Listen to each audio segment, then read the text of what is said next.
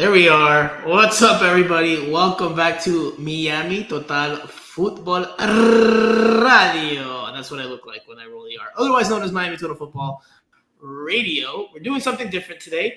We are doing a pregame show, right? This is the first time we've had a chance to do a live pregame show because normally we're either at the stadium, which makes it difficult, or we've been doing, an audio podcast. But now that we're doing visual, and it's a road game that we're not attending, we can do a pregame show and talk about all the different aspects of Inter Miami's match against FC Dallas. So thank you for joining us. Hopefully we'll bring you some news, analysis, and opinions. I've got one from Jose from the last show that I don't know if he's going to like. But anyway, Jose, how are you doing today? Welcome to the show, my friend, a.k.a. Island Jose, a.k.a. Cinco. How you doing? I'm doing good. I think, the 9:30 start is just way too late for a single game on a Sunday just to start on a positive on a positive note. It's been too long. It's been too long. This game should have started already, but I'm doing all right. I just can't wait for the game to start. I think the weather is playing a part in the kickoff. That's true. Because Yeah. it's 100+ degrees. AKA, here we go. Gala with the first quality comment. What's up, Gala? AKA Miami FC Jose. Jose has been accused more than once of being a Miami FC fan. By the way, speaking of other teams that you support, mira, saludos desde Argentina. Roberto Bobadilla. Muy bien, Roberto. Saludos, hermano. Jose, speaking of shirts, ¿qué es eso que tienes puesto? What is that? Show the people what you're wearing. I'm wearing. What it wearing. is. You see, I go way back with David Ruiz and my friends from United Stars Soccer Academy. United Stars Soccer Academy. That's where David Ruiz started his path to professional soccer. So we've done a story or two with them before. They have some former professional soccer players in their academy that we've done stories with. Shout out to them. I decided to wear this polo that they gave me a few years ago. The logo might have changed already, but just to give them some credit for David Ruiz. There we go. And it's purely coincidental that we're both wearing orange or a shade of orange. We're not Houston Dynamo fans in disguise. We're not, we're not trying to be anti-FC Dallas or anything like that. We're not pro-FC Dallas either, but the comments are raining in here. B King, hey Franco, see the stadium all the time. Great work. Thank you, B King. Nice to hear from you. Thank you for joining us. And I like this one. Early yellow card for Jose for last show's comments. Love that. What happened? Love that. I mean, you had a lot of comments last game. Really? We've got someone from France. Hello from France. Good show, Steph Balerdi. Bro, I always said on the pod that we've been listened to in more than 50 countries and counting. Now on the show, the Miami Total Football Radio show, maybe we can get to 50 countries and counting again. Let us know where you're tuning in from. Absolutely. We're off to a great start. Maybe we should do these before every single away game.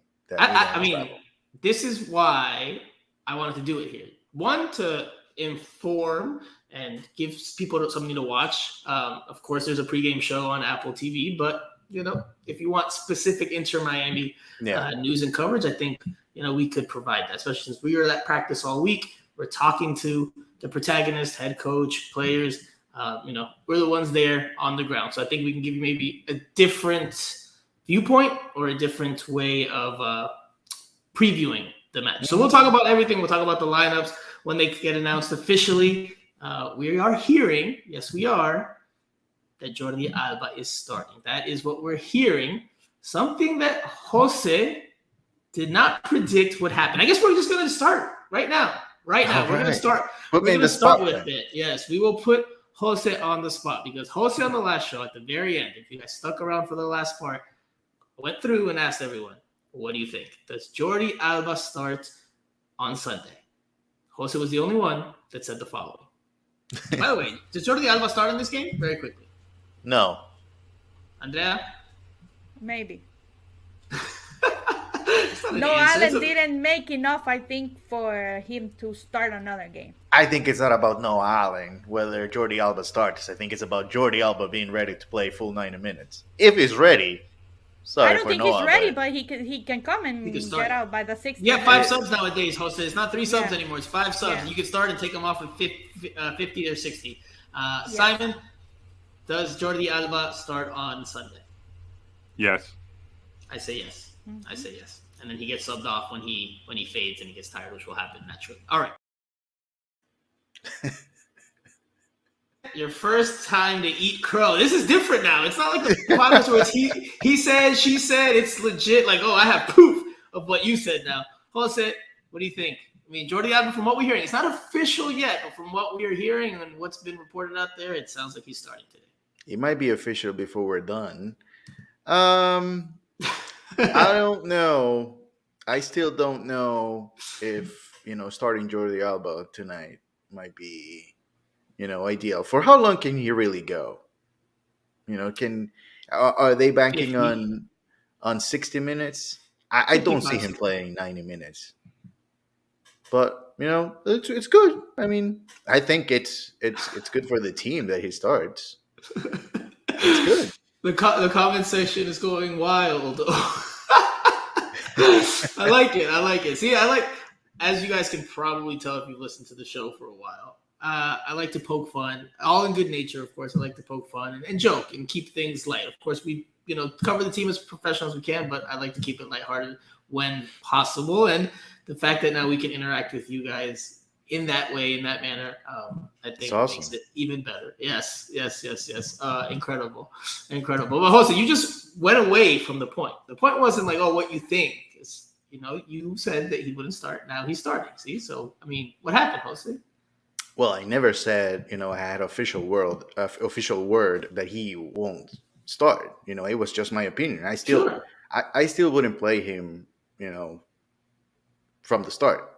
Maybe opinion. Opinion. It's my opinion. Sure. Maybe the post game recap analysis it won't be tonight, guys. So, but when we do it this week, maybe you'll prove right. Maybe he struggles in the heat and he doesn't even last 45. Maybe, but I bet, like you said, I've been banking on Tata Martino and Jordi Alba, thinking he can go 55, 60, and then you pull him, bring in Noah Allen, and if he goes 55, I would rather have him play the second half than 55 minutes. I mean, it's just 10 minutes from the second half. So if he can only go 55, I think I'd rather have him play the second half than the first. Just because, I don't know, they might struggle at the end of the game. If they have the lead, then, you want experience on the field. You don't want Noah Allen out there. So, I don't know. We'll see if it's the right decision. One thing is if he starts or not, and then the other part that comes with it is it the right decision for him to start? So I agree with Dos Nos here. I think that the idea, if you're starting him, is to try to win the game early, not leave it to late on to try to decide it, right? Yeah. And to try to get as much firepower as possible on the field. If Jordi Alba's starting, I mean, I think that means that they're obviously going to go for it, right? Like they're not going to be defensive, right? That hasn't been their DNA. I don't think anyone expects them to sit back and defend. But what do you think Inter Miami's game plan will be to this one? And we can revisit this in a little bit more time once we have the lineups. But I mean, when I asked Tata about the game and what he expects on, what day was that? Friday? Was it Friday that we spoke? Yes, Friday. Match day -2. Friday. Tata focused a lot on, in his response, FC Dallas's attackers. He didn't focus a whole lot on like us dictating the tempo and talking about Inter Miami in that way. He spoke about FC Dallas and their attackers. Actually, we do have his comments from that interview. Let's listen to what Tata said. It's in Spanish. We'll do our best to paraphrase for those of you that don't speak Spanish. But, I was very interested and I thought it was very interesting in that when he responded, he spoke mostly about FC Dallas' attackers and how Inter Miami was going to have to defend. Let's listen to his comments. We'll talk about it more after. Bueno, evidentemente esperamos encontrarnos con las dificultades que habitualmente se tienen en un partido de un partido único que puede tener el premio del triunfo o la desgracia de dejar de participar en la competencia. Y es cierto, jugamos por primera vez de visita con el equipo más completo. Y Dallas, sobre todo, lo que tiene es que jugadores con un potencial muy importante de mitad de cancha hacia adelante. Debemos ver dónde va a jugar Velasco, si lo va a hacer como interior, como lo hizo en los últimos partidos, va a jugar de extremo. Y después 3 delanteros muy rápidos, 2 por las bandas y con un juego muy completo el de Ferreira por dentro. Así que seguramente a la hora de defender vamos a tener muchísimo trabajo. Jose, first, if you could, just so we can alternate the voice. Normally I paraphrase. I'll ask you to paraphrase what he said there, and then I'm going to ask you what your thoughts on it are.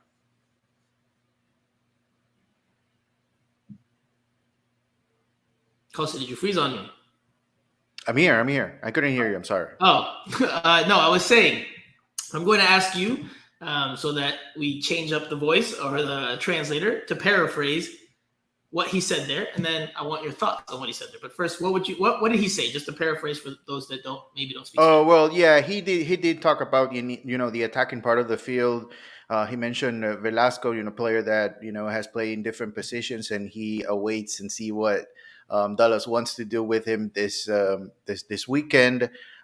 He touched on defense as well a little bit, which to me that's the most interesting part, because I think from what we've seen from Inter Miami in the last 3 games, I think we concentrate a lot on what they have been able to do offensively. But it's good for him to understand that, especially playing on the road, a different atmosphere. Not that they're going to be overwhelmed by the atmosphere at Toyota Stadium, but obviously that's a huge motivation for the home side. And so it's important for him to acknowledge the fact that they might be put to test more so defensively tonight than what they experienced in the last 3 games. Now, is that just because Dallas is at home, the conditions, that they're traveling? I mean, Inter Miami should still have a good share of the possession, if not win it outright, I think. I don't know if you agree with me. But just with who they have on the team, Jordi Alba starting too, that gives you another technical player that can help, trasladar la pelota, move the ball around. I mean, Inter Miami should still have a good bit of possession, I think. They want to play the possession game. So whether, it's effective or not, I think they want to defend with the ball. And if they're able to do that tonight, I think they have a fair chance. But I just think, when you try to play the possession game, especially in MLS, and, teams here, they just don't get tired that quickly, and you're going to be chasing a lot. And but I think, they're going to be under constant pressure. And that's where my concern comes in with the role players, because I know Busquets, Alba, if he starts, which he's going to be to the side through one of the wings, so I don't know how important he's going to be in terms of possession. But I know Busquets, I know Messi will be fine with pressure when you want to keep possession. But I don't know about the rest of the team. I don't feel comfortable with the rest of the team under pressure, on the road, and trying to play the possession game. That's where mistakes in the middle happen, and then counterattacks or 1v1 situations with the back line. And I think that's where Inter Miami is going to have trouble tonight. So, see, I don't think that they're going to have trouble. And it's interesting when I asked after the question about the game plan. I didn't ask about the attack, and I just asked about the game plan, for those of you that don't speak Spanish. And he said, you started talking about Velasco, right, in the midfield, or, playing either as an interior, right, centrally, or outside on the wing. But then he talks about the front 3, and he focuses on Ferreira, who obviously he's, regardless of what your opinion is of him at the international level, at the MLS level, he's a good goal scorer, or has been as of the last few seasons. But he doesn't mention much about the defense, FC Dallas's defense, right? He said, tiene jugadores importantes de media cancha para arriba, or I'm paraphrasing, like important players from the midfield forward, or going forward. So doesn't really talk about the defense. I think that's because FC Dallas at the back and this is not a surprise, and he didn't say it outright, but they're not the strongest. And I think knowing that, when you have the likes of Messi, Robert Taylor, who's in this incredible form, I think they know that there's holes for them to exploit. Because listen, I mean, as far as Tata goes so far in his early days as an Inter Miami head coach, I don't know if you share the same thought or opinion as I do, but whenever he's asked questions about like specifically football questions, soccer specific questions, he doesn't really go in a whole lot of detail, right? Like he's this really amazing, great tactical mind, but he avoids giving real specificity in his responses. That's at least my impression so far. I don't know if you share that, but I haven't really heard him go into detail about tactical matchups or approaches. He hasn't really gone into too much detail unless you've got something else. But before you answer that, I just wanted to read Doofster's comment. Dallas will come out swinging, their first sellout in a while. Lots of pressure on Dallas' shoulders, which can play well for Messi and friends. I do believe that Dallas will come out like hot to start the game because they're feeding off the momentum, the energy.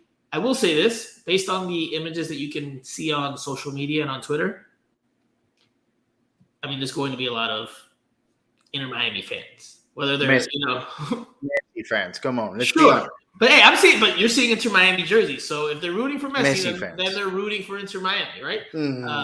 So look at this. Look at the comments section here. We have to. I'm sorry that I'm stopping the question here, but look at this.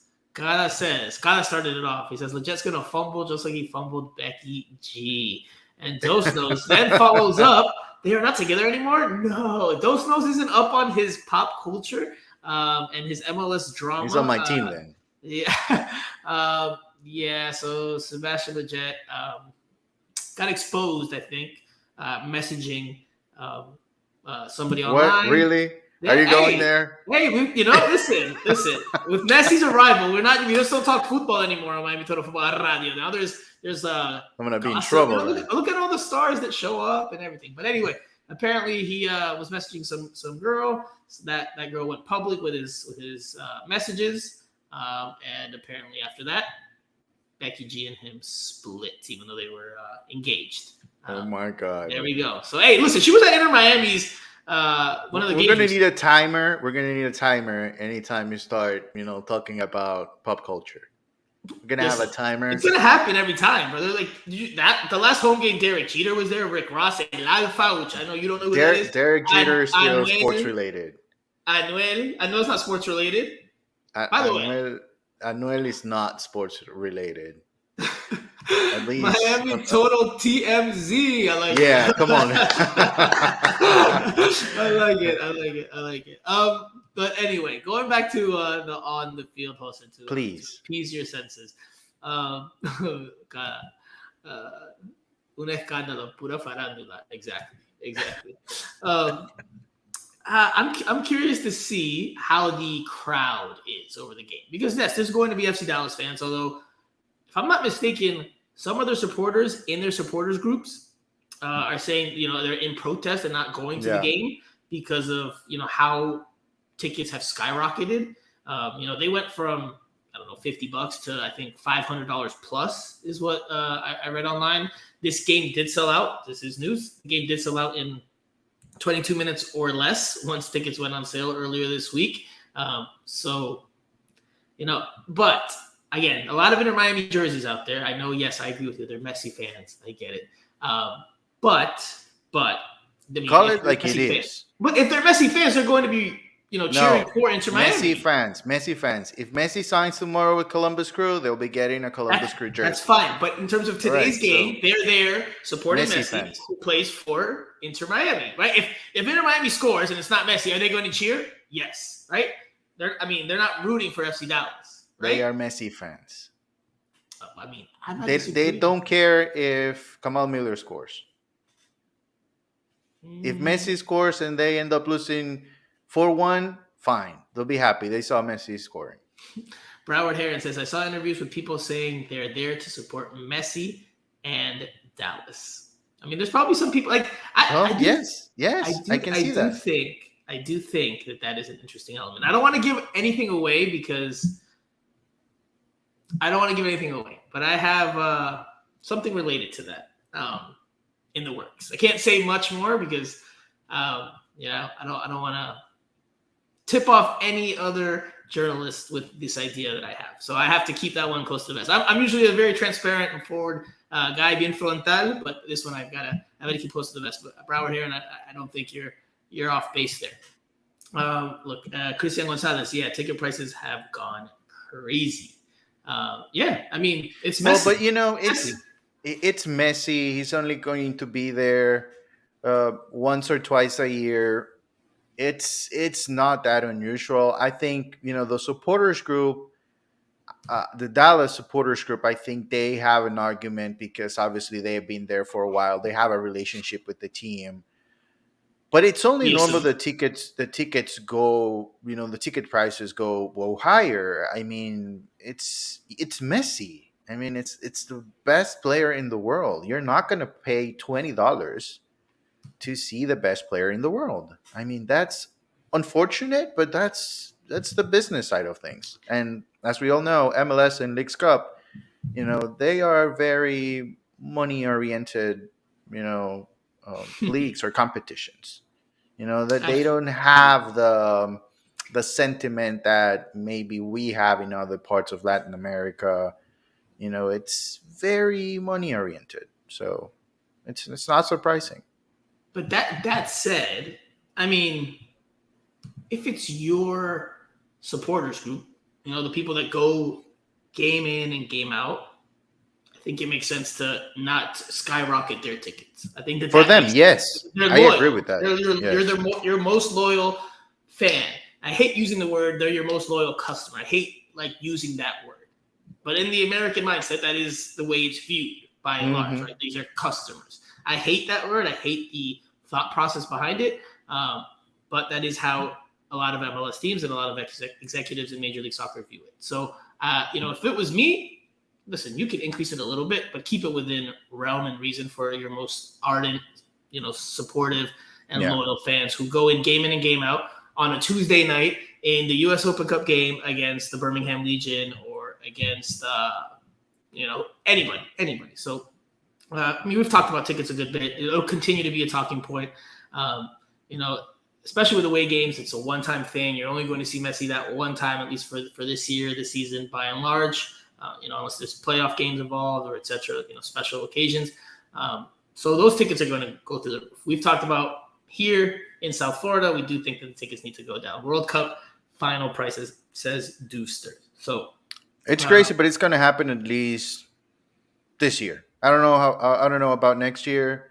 Maybe season ticket packages have a special promotion for Messi, and that will happen. Something will happen around Messi's visits around the country, because there are quite a few cities that will not see Messi this year. They're going to have to wait until next year. So even next year, unless they change the schedule because of how MLS's unbalanced scheduling is, there's no guarantee you see Messi, right?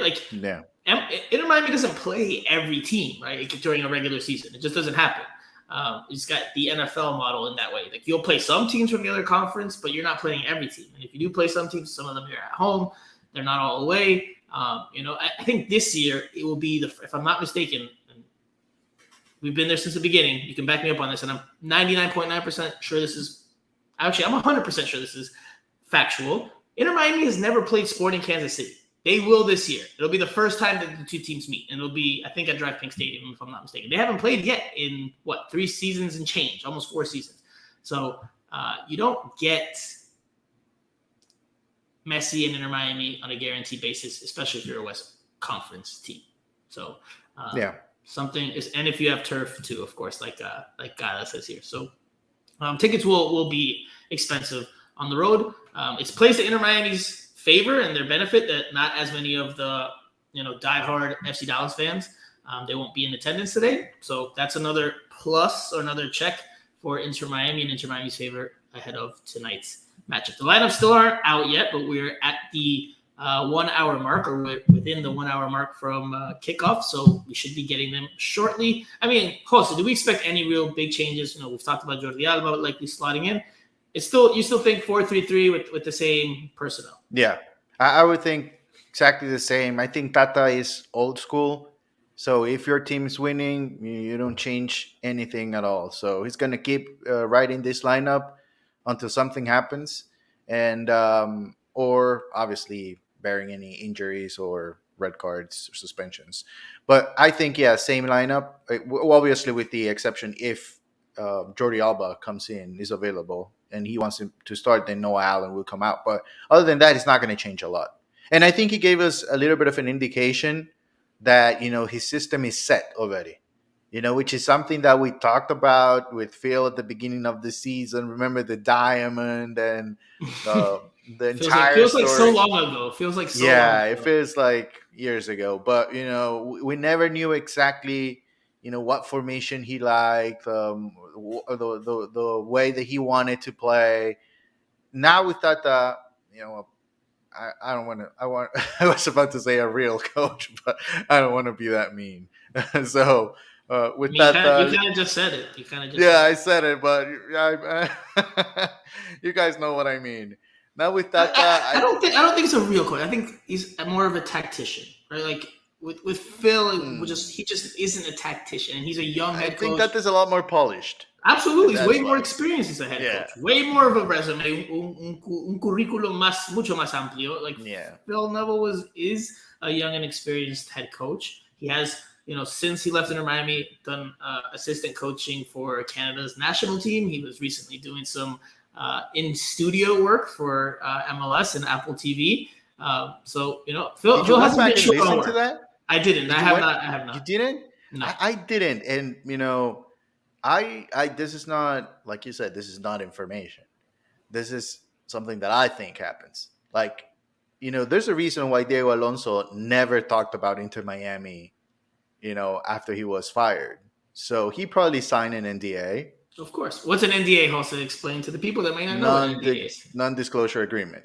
So, he Come on. can, yeah. So I I don't know if Phil signed one, because if you go on TV, well, TV streaming, whatever, Apple, and you put yourself out there, to say something that you shouldn't, or to comment on something that maybe you shouldn't be commenting on. I don't know, but I don't know if anybody watching in the comment section Listen, saw him. listen. It's MLS. I mean, we have our criticisms of MLS.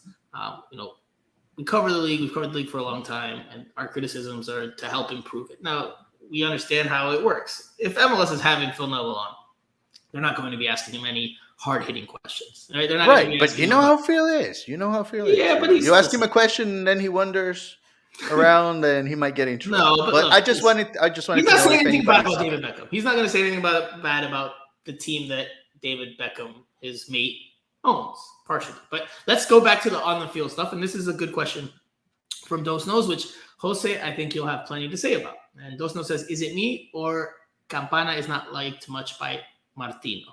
Now, Jose, you asked, and this is a very relevant comment because you asked Tata Martino a question about Campana's standing and his lack of minutes thus far, right? You asked Yeah. this on Friday at the press conference, which is again on match day -2. That's the official term in the sports world for the press conference 2 days before kickoff. It's usually match day -1 the day before, but because Inter Miami traveled on Saturday, it was done at DraftKings Stadium on Friday afternoon. Or Friday morning, late Friday morning.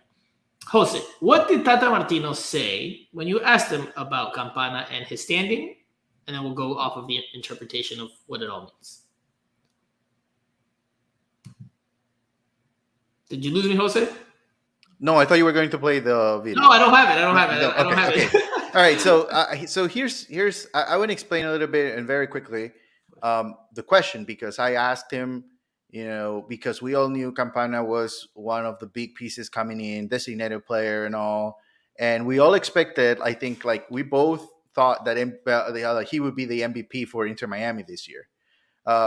So I asked him about that, and the fact that he's not having any minutes and not getting a lot of opportunities. But at the same time, I wanted to ask him as well, if bringing Campana in from his viewpoint, if that would change the way Inter Miami plays. If you needed to change something tactically for Campana to have an opportunity, or if it was just a situation where I have one number nine, one striker in my system, and I have to choose between the two of them. And he said, yes, that is exactly the fact. He needs to choose between Joseph or Campana. And to my point a few minutes ago, we know now for a fact that Tata is not going to play with two strikers. He actually said it. He said it that they would only play with two strikers in case of an emergency, which it Right, could like happen. a desperate Right. situation. You're chasing the game by 2 Yeah. goals in the second half. Something like that. He didn't go into exact detail, but that's what you can imagine when he said, like, Right. barring any unusual circumstance, you're not going to see two strikers from this field. Yeah. Which, hey, listen, you can agree or disagree with that, whatever you want. I like that he was that open and transparent about it. And he did it in a Right. very professional, diplomatic, experienced manner as a head coach by saying, like, it's up to Campana that when he does play to impress, and if he does, then he'll be under more consideration for more minutes, which is, I mean, that's standard, right? That's standard. You have to make the most of the opportunities you have to, have the coach trust you and be someone that the coach relies on even more, right? Like that's, and you see it happen all the time in soccer. A player that's seldomly used comes in, helps make an impact, scores a goal, gets an assist, or does whatever, then he gets more playing time. He does it again, and then he keeps getting more play, and then that can lead to a starting role. I mean, we both have said that, like, we don't think Josef Martinez has been that great, even with Messi, and I know he does the flicks and combines well, and seems like they have great chemistry off the field. But, I mean, he hasn't wowed anyone with his performances. He scored a penalty kick in the last game. But by and large, he hasn't been overly impressive, in my opinion. I think you share that opinion. Yeah, I do. And one more thing that shared with us, is that from his viewpoint, Campana is still working to get back to 100%. He feels like he's still working to get where he wants to be. To being back that player that, I don't know if Tata referred to what happened last year with Campana, or the talent that Premier League teams saw in him that brought some interest, and eventually he ended up signing with Wolves. So I don't know to what extent Tata goes back with Campana, but he wants to see more from him. He wants to see more from him. Now, it's not fair to judge Campana on 10 minutes, though. I'll tell you that. If he wants to give Campana a fair chance, he needs to give him more than 10 minutes. It's not about fair, brother. It's not about fair. This is professional sports. It's not about being fair. It's about doing what you think is best for the team. If he doesn't think that Campana... That's why I said if he wants to give him a fair chance. But it's not about if wanting to give a fair chance. It's not about if wanting... Anyway. Can't judge him on 10 minutes. I mean, can't judge him in 10 minutes. You can judge bits and pieces. You're not going to judge, like, you're not going to put a whole thorough analysis on it, but you can see bits and pieces. Because to what you just said, when he talked about Campana being back to the player that he was when he was, up and coming, and he was, playing in Europe and on the Ecuadorian national team, you said your interpretation was that he was saying back to 100%, but I don't think it means 100%. I think it just means, like, getting back to that level of where he was. What I meant. Well, 100%, because 100% can be interpreted as he's not in form. Physically. Yeah, no. I thought about level of play. Yeah, so to me, that's interesting. That's very interesting. And this is my supposition and my sensation. This is not information. Do they think maybe Campana has become a little lax or not making the most or not doing everything he can? Because why else would he not be at that level? Why else do they think that he is working his way back to that level? Right? Like, why would he not be there? I don't know. I don't think he has played enough, to be honest. I think, mainly what they're talking about probably is what they see in training, maybe. But what we have seen on the field, I just don't think there's enough of a sample size to judge Campana, to be honest. And how many chances did he really get? And especially if you compare him to Joseph, because Joseph, if you compare Joseph, Joseph's performance you add the amount of minutes, and then you compare that to Campana, they might not be that far away. And I will say Joseph this. should have taken advantage of the time that he has out on the field, especially with Messi. I will say this. As of late, and I understand he's out of rhythm because he's not playing a whole lot, but when he has played, he hasn't looked that great. Campana, as of late. His touches have been rusty. He's been off a little bit. I can see why for Tata, Leonardo Campana hasn't earned more minutes yet. Because when he has played, and I get it, I understand it's a few minutes here and there, just hasn't done enough to be like, all right, he needs more time. He needs more minutes. In this last game, I did my player ratings for Inter Miami after the victory over Orlando City on Miami Total Football Substack, which, as you can see here, miamitotalfootball.substack.com. And I gave him an NA, just because I didn't think he touched the ball almost anything at that point, which, part of it's the game, but part of it is also you. You have to go look for the ball. You have to try to influence the game. The starting lineup is out, so we'll switch gears here. Campana's not starting. It's a 4-3-3. We've got one surprise in there that we did not expect. This is the starting lineup. Drake Callender in goal, DeAndre Yedlin, Sergi Christoph, Kamal Miller, and Jordi Alba make up the back four. So Jordi Alba does start. As Jose did not predict on the last show. Play the clip one more time. The midfield three. This is where the surprise is. You've got Busquets, Arroyo, and Diego Gomez. No Benjamin Cremaschi. Can we play the clip now? Can we play the clip? No. It's on you as well. It's on you as well. You said that they like Benja. They do like Benja. They won't take him out from the starting lineup. And we told you Diego Gomez is much better than Benja.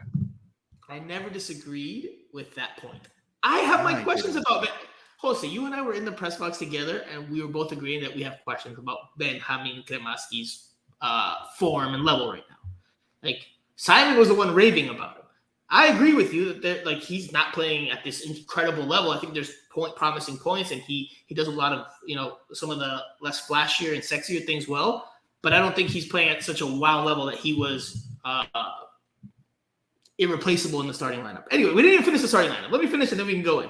Front three, which you guys already know, it's going to be Messi on the right, Robert Taylor on the left, Joseph Martinez starting at striker. Any surprises on the bench? Dos Santos, Jensen, McVeigh, Campana, Ulloa, Saylor, Robinson, Neville, Ascona, Cremaschi, Allen, and Ruiz. No surprises really there on the bench. What do you think about the starting lineup? Jordi Alba starts, and Diego Gomez. It's an interesting one, huh? Diego Gomez getting his first start.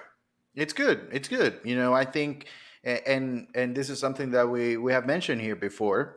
Tata bringing players, he's not going to bring players to develop them. I think Facundo, Avilés, and Gomez, if Tata thought they needed some developing, then they wouldn't be here. So if they are here, it's because they're ready to start and to play an important role, even though they are young. It's maybe not a similar situation to Benjamin and Ruiz and Borgelin and Ascona, because the players coming in, they have been competing at a higher level. And they didn't earn spots in their teams because of injuries. They did earn spots on their teams at a higher level, and they got some attention from Inter Miami because of the players they were already and where they could go. So I'm not surprised that he's starting. I think this is something that we saw, that could happen, in the near future. Again, this is an elimination game. This is I was just tweeting. Sorry if my eyes went away from you and from the screen here, but I was tweeting that very thing. Diego Gomez, la sorpresa. Diego Gomez is the surprise. He gets the start in a big road game, in an elimination game, over Benjamin Cremaschi, who's been a lineup regular ever since he got introduced to the starting lineup earlier this year under Phil Neville, and then with Tata Martino, and even with Javier Morales as interim coach there in between. I mean, what do you think that means, though, for tactical purposes? Are they looking for a bit more defensive play in the middle of the park? Are they looking for more of an attacking punch? I mean, because what we saw from Diego Gomez in that first game, he was a bit antsy. He said after the match he was nervous. But by and large, I did like the way he progressed the ball forward once he settled in. Towards the end of his cameo, you saw the more starting points or the strong points that his game can give a team, right? Because he got on the ball, he moved it forward, he pushed forward. Bit different than the way Benjamin Cremaschi does it. But what do you think this means for the midfield? What is Inter Miami looking to do with Diego Gomez in there? I think this is an upgrade defensively, and that's exactly what they're looking for. I think Gomez is going to cover a lot more ground. I think he's quicker to the ball. He anticipates a lot better. There are so many other things that Benja could get better in the next few months or years that are already part of the game for Gomez.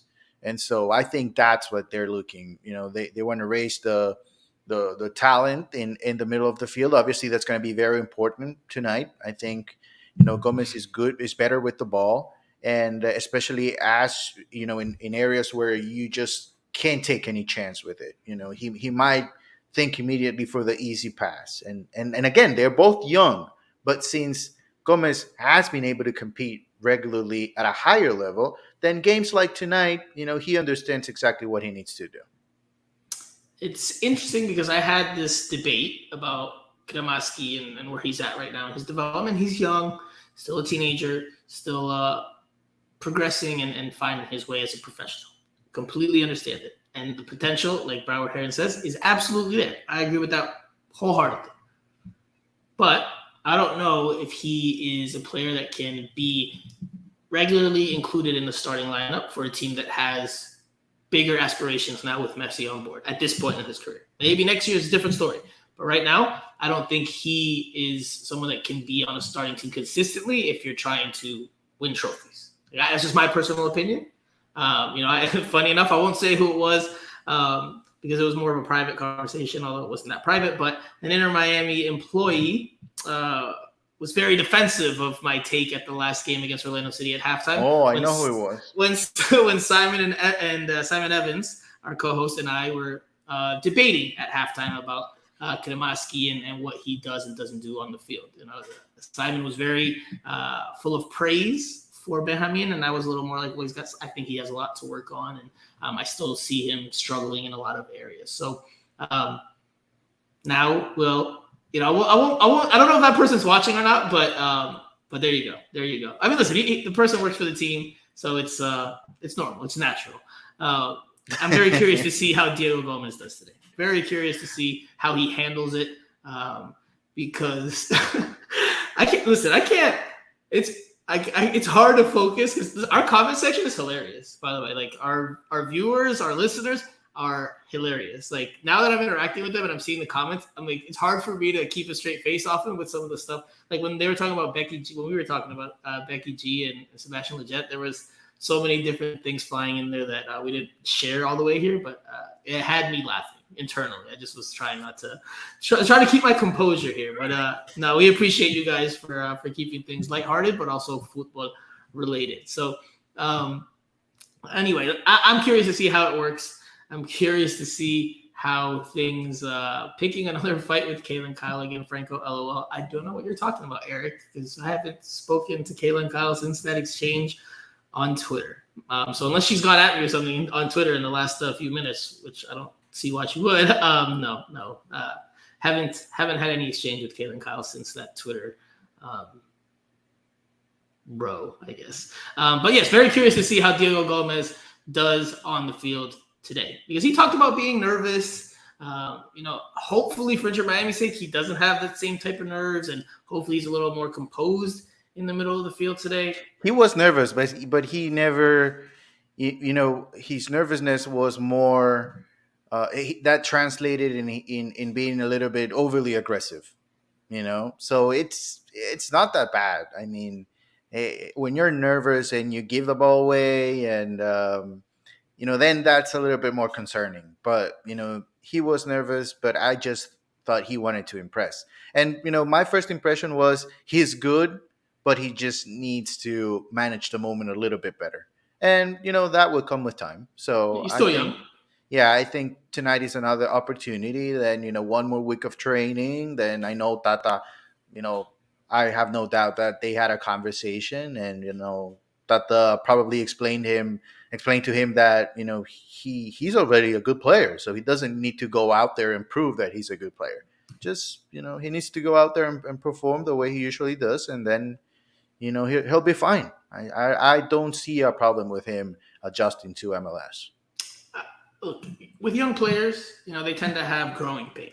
And he's in a new league, in a new country, adapting to a new style of play with his team in terms of just the overall manner in which MLS plays. This is a big, I don't want to say gamble, but it's a big bet from Tata Martino to go with a player who has one game under his belt with this group. Clearly, he rates him highly to put him in this situation. He considers him highly to have him start in a match like this. So, we'll see how he does. Hopefully for his sake, hopefully for Inter Miami's sake, he avoids the type of mistakes that young players can make, because it is a win or go home match. One big mistake, and it could be the only mistake he makes in the entire game, but if it proves costly and it results in an elimination, then that's what people will harp on. So we'll see what kind of game. We'll see how he manages the pressure of the moment, the expectations. I like his starting points. I think with the ball, and this is just my personal opinion, and I haven't seen much of him, but I think they're looking for more futbolistically. Like futbolisticamente, I think he gives you more than Benjamin Cremaschi, from what I've seen in that brief cameo, which is just a brief cameo. But I think that Inter Miami's thinking is, if we can get the good version of Diego Gomez in this game, then that will give us more with the ball and will be more dangerous and more lethal, and even more polished in possession. That's just my interpretation. They need the ball of what they're doing. If they want to win this game, they need to have possession.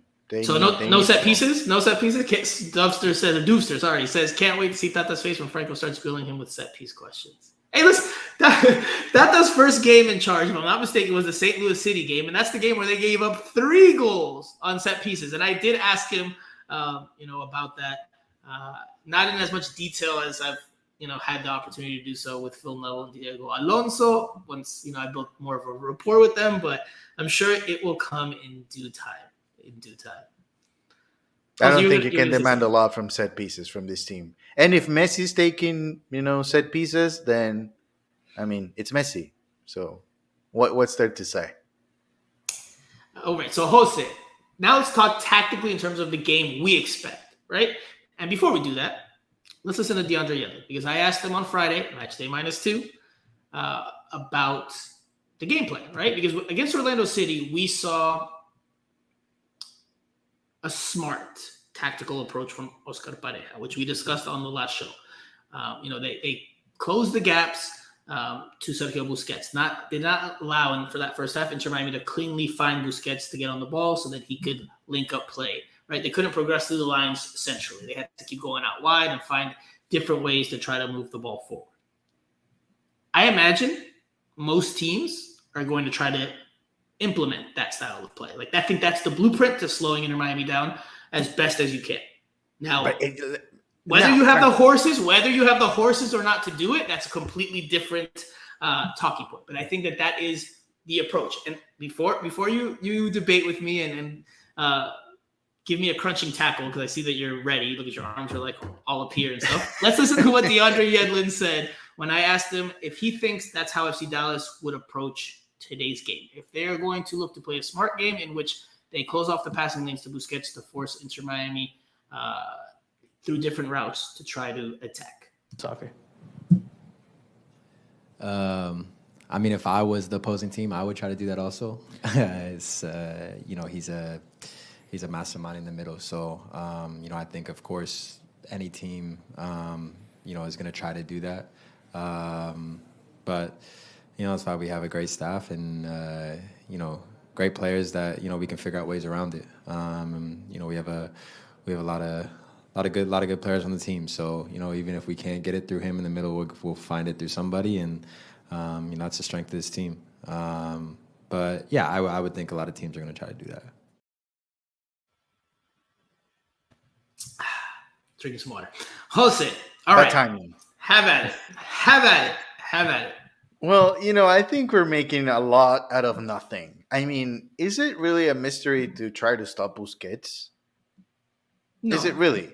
no. I mean, that's the. Atlanta didn't I do it. mean, Inter Atlanta didn't Miami. do it. Yeah, they just. Then that's why they grilled him, and That's and why they I got thought beat they were 4-0. horrible. They were horrible. So if you're Gonzalo Pineda right now, you should feel embarrassed that you didn't do that. You know, that should be the game plan for every single team. Now, some will be better than others because of personnel, because of playing at home or on the road, because maybe you have more possession. If you have the ball, then you don't have to care about Busquets, as much, of course. But if you're facing Inter Miami, there are two things that you can do: give space to work with to Messi and Busquets, and second, don't commit any fouls near the box because you know that that's basically a penalty for Messi. So it's pretty simple, to be honest. And I agree with DeAndre that everybody should do that. Everybody should try to stop them. Now, if you can't do it, then fine. I think you'll be in great shape. If Dallas, if they find a way to do it tonight, and they don't necessarily have to do it for 90 minutes, but if they can do it, for a solid amount of time, 50, 60 minutes, then you limit the opportunities that Inter Miami will have. And I think it's pretty simple. So then let's talk about the one player who somehow we haven't really talked about in great detail here. We mentioned him, but not a whole lot, and that's this guy over here. What type of game do you expect him to have today? Because you have predicted, and this is for everyone watching right now and everyone who will watch this after the fact, you predicted that Inter Miami loses today. I wish I had like a booing sound here for you so that people could be like, woo, but you predicted that they would lose. Yes. If they lose, does that mean, in your opinion, that he has an off night? Does that mean he has a good night, but the team just doesn't do well enough? I mean, what type of game do you expect from El Diez? I think it's going to be tight. I think it's going to be tight. It's going to be a tight game. I think, I think Miami playing on the road, it's a problem. Miami playing on the road, it's a problem. I think Dallas, they'll have the motivation. I think Dallas will get off to a good start. So I don't know. I just don't see it happening. But what type of game do we expect from El Diez? Like, is he going to score a goal? He's we're going to get the same. We're going to get the same from Messi. Whether he gets 2 goals, 3 goals, or no goals, we're going to get the same. He's the best player in the world. So, if Inter Miami loses tonight, it's not going to be because of Messi. I'll tell you that. Okay. Listen, I think when it comes to FC Dallas, they're going to try to do similar things as Orlando City did in that first half. Rough house him, be aggressive, be physical, clip at his heels, frustrate him. Have the Messi that you saw in the first half, because yes, he scored un golazo. No one can deny that. But from there, the rest of the half, it was a lot less dangerous play from him. Right, he got on the ball at times, but in less dangerous positions, again because of how they shadowed Busquets and didn't let that entry pass into him. So Messi had to float to other areas to try to find the ball. And on top of that, he got a yellow card. You saw more frustrated Messi. If you can take him out of his game, I don't want to say take him out of his game completely, because I know you're going to be like, oh, he's Messi. Nobody can take him out of his game in MLS. He's played. But if you can take him out of his game a little bit, Orlando City took him out of his game a little bit, so you can take him out of his game a little bit and make him lose a little focus. I mean, listen, that foul, again, off the ball for me could have been a second yellow, right? And it's MLS, sure, but when have you seen him do something like that? Something like that unnecessary and borderline reckless. So, I mean, if you can frustrate Messi, then I think that helps you and your chances of winning. I still think he finds a way to make an impact in that final third, whether he scores or assists. I mean, he scored in every game thus far. This is his first away game, his first road game since arriving in the United States. We'll see how much that impacts him or doesn't influence him. I mean, the heat is definitely a factor as well. It's a different type of heat than here in South Florida. maybe. I mean, I'm not going to sit here and predict that he's going to score in every single game that he plays in for the rest of the year. So maybe today's a game he doesn't score in, but I still think he finds a way to make an impact. And that being said, I said that I think they win like 4-2. So if they're scoring 4 goals, he's going to be involved. And I would say he scores. But we'll see. And look, look. Let's look at this picture right here. Look at that. On the road for the first time. On the road. Wait, I'm in the wrong way. Okay, on the road. Don't hide behind the picture, Jose. Don't hide behind the picture. But yes, on the road for Leo Messi for the first time. Do you think that will make an impact at all? We talk a lot about it. It's a lot said about it. I mean, it does actually play a part here. In other words, it's a real thing. But does this first game, does it matter all that much in terms of the travel? The travel itself, no. I think it's more about, maybe the conditions in Frisco, or, the boost that, the fans will provide to the home side. In addition to playing against Messi, I think more than anything, tactically or in terms of talent wise, if we compare one roster to the other, I think that would be a deciding factor tonight. I think it's only normal, when you are facing the best in the world, you want to compete. Any professional athlete on the field will want to compete. So you can't compare, FC Dallas players for the performance tonight to every other game that they have played to this point, or that they will play after this. This is a special game. So maybe you can only compare it to a championship game, or something really, really special. So I think that's the element that's going to take Dallas over. Still very tight, but I think Dallas will take it. All right, so this is FC Dallas' starting lineup. And yes, we do have a formation. It's a 4-4-2 based off of their lineup graphics. So take that for what it's worth. We know how some teams, especially before the Messi era began, we know how Inter Miami would regularly post lineup graphics without the lineup, or with a lineup that was not at all resembling of what the starting 11 and the formation actually was. But this is FC Dallas' starting 11. Pais in goal. Jesus, Ibeaga, Tafari, and Farfan make up the back 4. That midfield line of 4 is Camungo, Leggett, Quignon, O'Brien, up top Ferreira, and Velasco. So Velasco operating up high or up top based off of FC Dallas's starting lineup. Leggett gets the start. So, I'm sure that our Miami Total Football Radio /show viewers and listeners will have plenty to say about that. Tafari.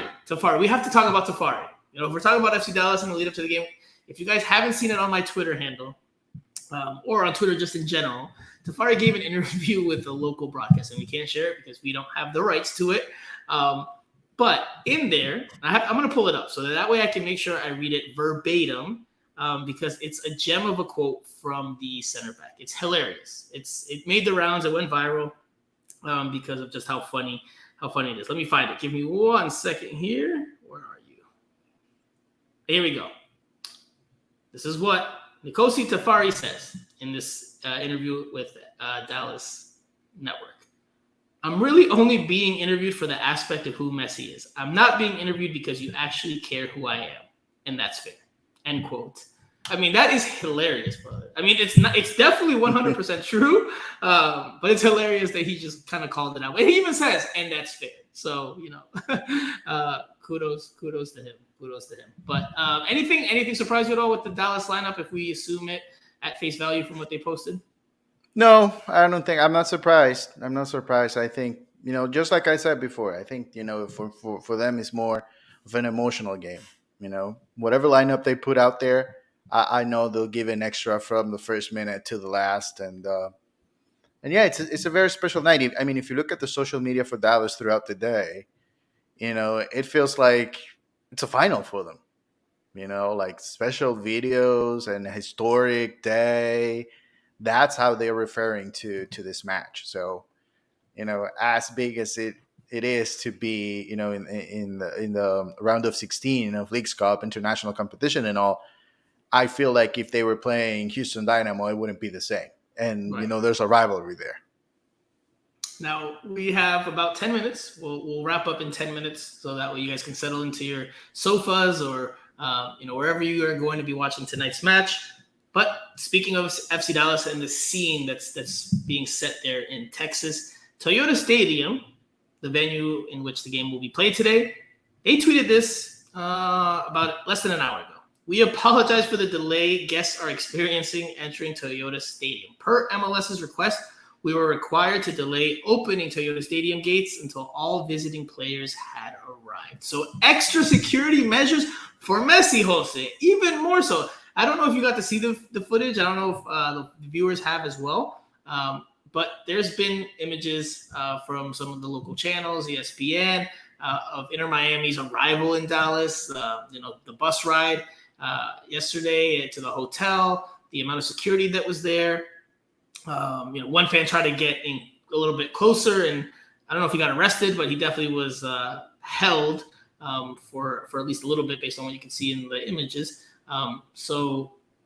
This is the first road game. As much as we talk about on the field, off the field, this is the first time that MLS is dealing with Messi mania and having to figure out all those logistical hurdles. So, like you said, it's a special game. It's a different game. It's going to have that very big game feel. FC Dallas, of course, will have some home crowd. I imagine there's going to be a good portion, though, rooting for Inter Miami. Again, they're Messi fans, like you said.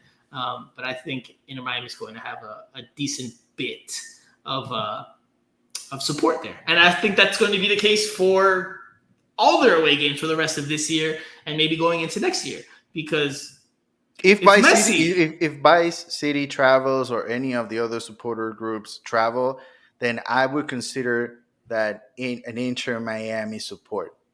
If I don't see that group, everybody that's outside of that group, it's Messi related. Forget it. I have to give a shout out to Andrew Rogers, who is a childhood friend. Who I'm going to hear the boos again in the comment section. I'm going to see the boo. They're going to say, "Boo, Andrew, I'm going to put you out there, buddy, because we go way back, and I know you won't take it to heart." Andrew Rogers is a childhood friend who I grew up playing soccer with in rec, in travel. We've been literally friends since we were, I don't even know how old, like since we were kids, not teenagers, kids. Andrew spent a time of his life in South Florida, and then he spent a time of his life in Orlando, and he grew a fondness for Orlando teams. So he was an Orlando City fan at one point in his life because, it was the only Florida team. And again, he has ties to Orlando. He makes no secret and is not shy about, since he was young, and this goes across all sports, that he's a bandwagon fan. And he has since jumped on the Inter Miami and Messi. He has since jumped on the Inter Miami and Messi bandwagon. And I saw him for the first time in a long time, which was great to see you, brother. On Wednesday night at Drive Pink Stadium. I don't know if I want to share what your profession is. It's not tied into soccer, but Andrew was there in a professional capacity, and we got a chance to talk for a couple of minutes and take a picture. And I teased him a bit, but he's fully on board the Messi and the Inter Miami bandwagon, and he's here watching Miami Total Football Radio. So very happy. Oh, here we go. Messi mania. Let's go. Big Inter Miami guy. Good to see you. Andrew being a good sport. Even though the viewers aren't happy with you, Andrew, I hear a boo here. I see a fuera here. I see an exposed here. Although I think Cara is saying me too, though. I don't know if he's saying that he was. I guess Cara is saying he used to be an Orlando City fan and now is an Inter Miami fan. Listen. All joking aside, I get the point at some point if you were a soccer fan and you didn't have an MLS team and Orlando City was the first one to pop up in South Florida, that you would naturally just kind of drift towards it because it was the only Florida team in Major League Soccer at one point. So I get that. I covered a lot of Orlando City, even though I lived in the Northeast when they first arrived. Went to their first game. I was there for their presentations. I did a lot of Orlando City coverage early on. I was genuinely happy to see a team from Florida in Major League Soccer again. With Inter Miami now in my hometown, it's even better. I get to be home with my friends, my family, and I get to cover team profession. I've always been a big MLS guy, despite my criticisms of it. So completely understand the the sentiment. I remember the covering. I think the first year that Orlando City was here, I remember covering quite a few games. Because at that point it was Orlando City our only team in Florida. In the first division, because at that point I think the Strikers were still here, obviously Miami FC. But I remember getting assignments and going up there. The first game for sure, I can't remember the game. I remember Nesta was there. A lot of celebrities. Just like we see now with Inter Miami. But that first game, Orlando City and New York City, that was a big game. Citrus Bowl, completely packed. Yeah. It was good. So before we wrap up the show, let's just go to some of the comments here and dive into a little bit, maybe away from the Inter Miami FC Dallas match for a little bit. This one from Kyle is a good question. Interested to hear what you think, Jose. Will Messi talk this year since press conference was canceled? Right, his introductory press conference was postponed. They told us never happened. So unless it's in postponement for eternity and that postponement doesn't expire, then yeah, you could safe to say it was canceled. Will he speak? I mean, he did speak. Technically speaking, after the free kick golazo against Cruz Azul, he did some TV interviews there in English and in Spanish with Apple, which, by the way, is paying him a portion of the money he's making. So, okay. Will we hear from him this year? I think we will. You think so? You think we'll have a chance to talk to him? Yeah. I think we'll talk to him one time. When? Maybe towards the end of the year. After Leagues Cup and after Open Cup, I think there's going to be a time where things are going to slow down. Once the team is eliminated from the playoffs, there might be an opportunity, for us to talk to Messi at that point. Maybe if they make the final of this competition, maybe if they make the final of the Open Cup, maybe then. Otherwise, I have a hard time seeing him talking. I don't know. If he hasn't spoken now, then I have a hard time viewing it. So Broward Heron says he saw a video of some people getting arrested at in Texas and Dallas. The only video I saw of one guy, it looked like he was getting arrested, but he might have just been detained since he tried to get. I like this comment. If Messi talks, Franco deserves the first question. I like that. Of course you like Let's that. go. Of course you like that. Listen. The first question you saw was the worst one, though, because you're forced to ask, the typical, how's everything going, basically. No, not necessarily. Yeah, you kind of have formulate to. a good You first can say it now, but once you're there and they give you the first question, that's why I never like the first question. I never take the first question. Depends, bro. Listen, yes, the first question in a press conference can kind of set the tone, because if you kind of go in like 100 miles per hour and you go with the crunching slide tackle, then it's going to potentially put the interviewer in a bad disposition, and then the rest of the press conference may go some type of way, and then press officers might look at you funny. But you can still ask it. I don't think I'll get the first question, but listen, I won't say humbly, but I will pat myself on the back. I am the only media member that the comment section is hilarious. I am the only media member that has been to every Inter Miami home game since its existence. The only one.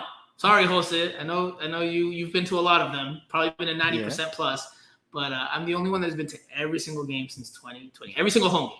Away games, I've only been to a few, but home games, every single one. The only one. Nobody else can lay that claim. So, somebody joked once. They're like, "All right, just got to make sure you stick through all of the home games at Drive Pink Stadium, and then we'll name the press box after you." And I was like, "All right, I'll take that. I do like my personal streak, and I want to keep it. I want to keep it going. Andrew Rogers, that man is low. MVP. MVP. That's yeah, right. So let's see. Anything else? Look, one more for you, Jose. So negative, this guy, after we've been eliminated from the playoffs. After they have been eliminated. I excuse myself if I said we have. After they have been eliminated from the playoffs. Well, I mean, it's possible, right? There's more of an odds of that happening than. No, you already said that they're going to make the playoffs. I never said that. I never said that. No, I didn't. No. I'm going to make it clear, and we're going to wrap up. You're going to be the positive guy now. No. Yeah. Yes. I will not say that they're going to make the playoffs. The odds are still against them.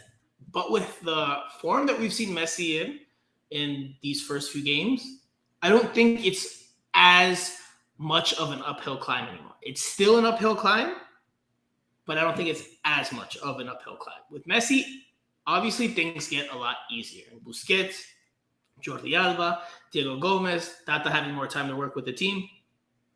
I mean, there's some interesting things there, and I think that they could make a strong push to try to make the playoffs. Whether they get there or not, we'll see. Will they? If you're asking me right now, I'd say no. I say no. But I think that they'll make a real good push at it. Very quickly, we need to wrap up here because the game's about to kick off in a little bit over 10 minutes. Nick Marsman was bought out. His salary budget was bought out. Inter Miami used that mechanism to buy him out of his contract. We knew it was coming because he hasn't even been dressing as of late. I know some people, especially Tank 721, was really heartbroken by that because big Nick Marsman fan. But Nick Marsman is no longer an Inter Miami player.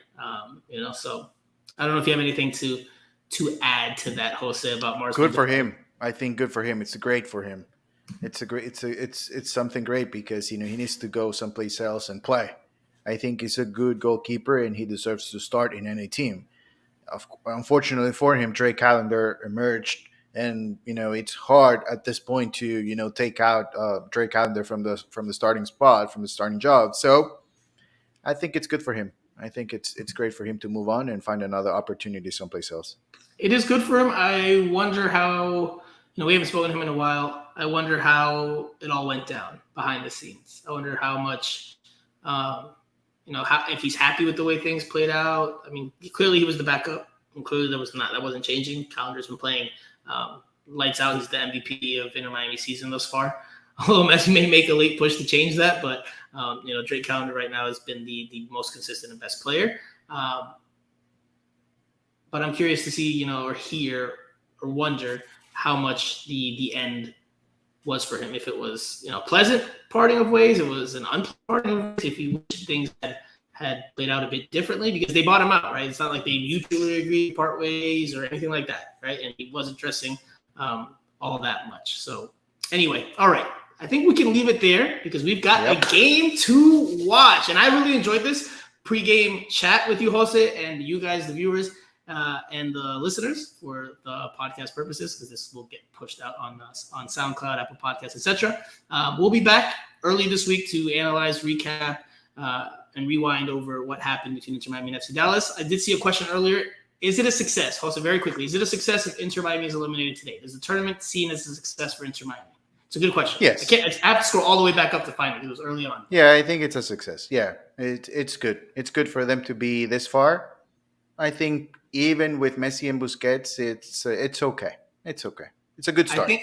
I think it would be a success in the sense that it gave some more life and re-injected some confidence into the team and the organization. But I think it would still leave you with there was more left there for the table. I think this team needs last to be place team. I mean, come on. Last place team without Messi. They are now a team with Messi. Completely different scenario. 2 weeks. 2 weeks. Completely different. I mean, I think this is a success. Quarterfinals and beyond, it's definitely a success. Round of 16, como que their first road game, por eso. The first 3 games were at home. That's why they won them, because it was easy. They didn't have to travel. If they lose their first road game, I'm not saying it's not a success, but it's it raises more questions as to the state of the team and how they'll fare. But anyway, the quarterfinal game, by the way, would be at home. Yes, absolutely. Yeah, so that's why I'm saying if they could win this one, then I view it as more of a success, because then they passed different types of tests. A Mexican team, MLS teams, a Clásico, a road game. I think they need a win tonight to really cement it as a success. I do agree that I think it's a success to some extent, but even more so. But all right, we'll leave it there. Thank you guys for joining us. We'll be back again early in the week to talk all things Inter Miami. It's been a pleasure. Enjoy the game, and we'll talk to you guys soon.